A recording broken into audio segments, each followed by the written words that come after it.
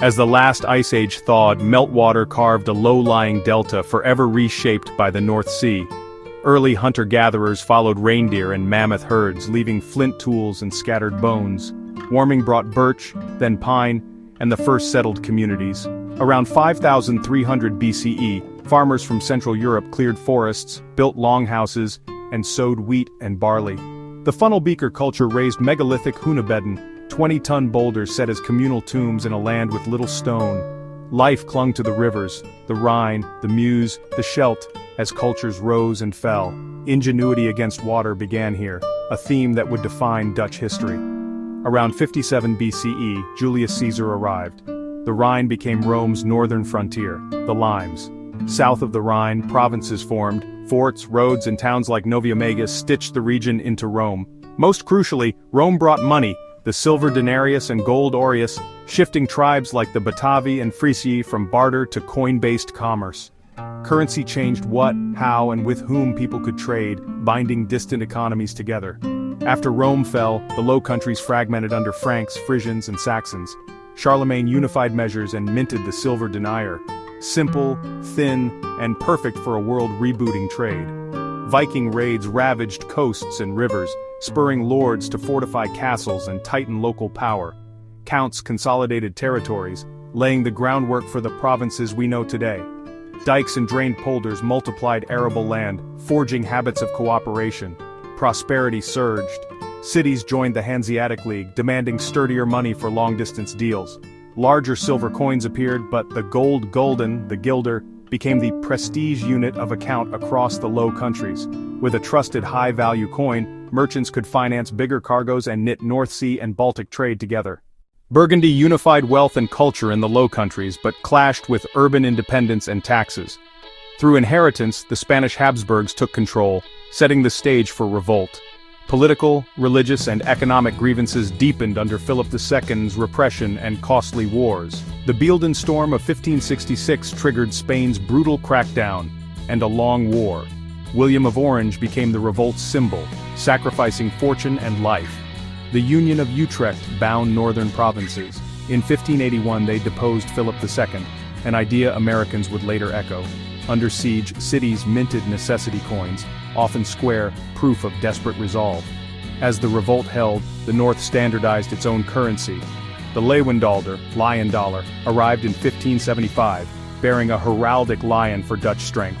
It circulated from Europe to the Ottoman world, and the American colonies' A's-dog dollars, inspiring the US dollar's design. Independence unleashed the Dutch Golden Age, maritime, financial, and cultural power. Religious tolerance, merchant-led politics, and a radical new finance system fueled global trade. The VOC pioneered stocks and bonds and dominated spice routes. The WIC worked the Atlantic. Dutch money became a benchmark. The silver guilder, 20 stivers, large ducaton and Rijksdalder, and for international trade, the gold ducat. Precise minting and fine silver won acceptance from the Caribbean to the Far East. Wealth fed art and science, masterworks and modern thought that still shape the world. In America, New Amsterdam, future New York, thrived as Dutch coins moved daily through colonial hands. Trade, ideas, and coins together defined the Dutch moment on the world stage. The 18th century brought relative decline, stuffy regents, stagnant fleets, capital fleeing into foreign bonds. The once mighty VOC, riddled with corruption, failed to adapt. Inspired by America and the Enlightenment, the Patriots demanded reforms and briefly seized cities. In 1787, Prussian intervention crushed them. Many fled to France. By 1795, a French-backed Batavian Republic replaced the old Dutch Republic.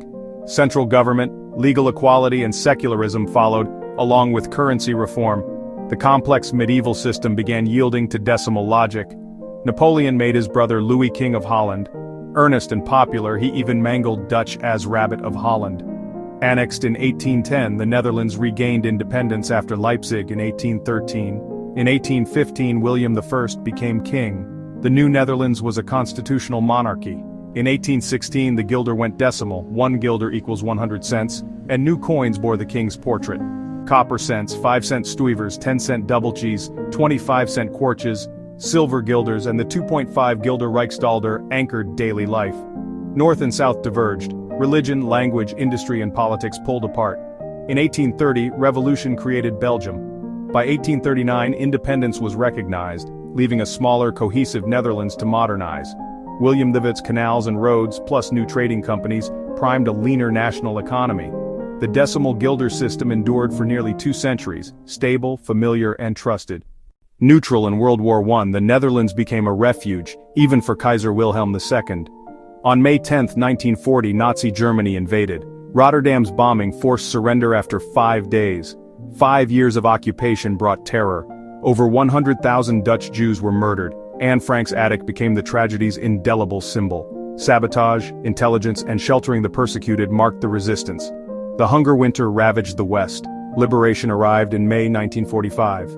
Marshall Plan aid, industrialization, and the consensus-driven Polder model rebuilt prosperity. A bitter war ended with Indonesian independence, forcing a post-colonial reorientation. The 1950s-60s boom, fueled by Groningen gas, funded a generous welfare state. A founding member of the EEC in 1957, the Netherlands committed to a shared European future. The 1960s-2000s reshaped society, counterculture, tolerance, and world-first reforms. For centuries, the guilder signified stability. Its portraits and bold banknotes became cultural icons.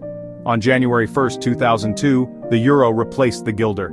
In weeks, coins and notes were phased out, efficient, bittersweet. Farewell to the kwartje, dubbeltje, and stuyver. Hello to euro cents shared across a continent. A nation built on global coinage chose deeper union, trading some sovereignty for stability and peace.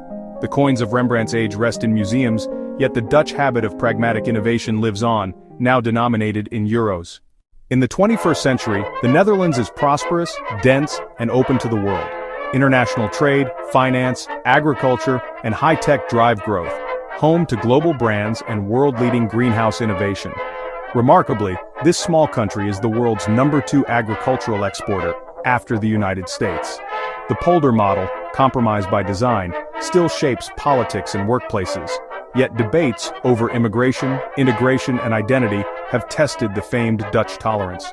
With a third of the land below sea level, climate change raises existential stakes. The Maaslandkering and the Delta Works are engineering marvels designed to keep a nation safe and dry. Dutch water know-how now protects coastlines worldwide, from the Gulf Coast to Southeast Asia. From a swampy Roman frontier to a global hub, the Netherlands is a story of cooperation and adaptation. Its strength, turning geography into opportunity for trade, ideas, and culture. The metal changed, from denarius to guilder to euro, but the spirit of ingenuity and pragmatism remained. Today, as ships cross the North Sea, the Dutch still navigate change, much as their ancestors navigated water and the world's currencies. In coins and in currents, the Netherlands learned to turn risk into resilience, and to make a small country matter on a global scale. That is the Dutch story, from ice and water to a world connected.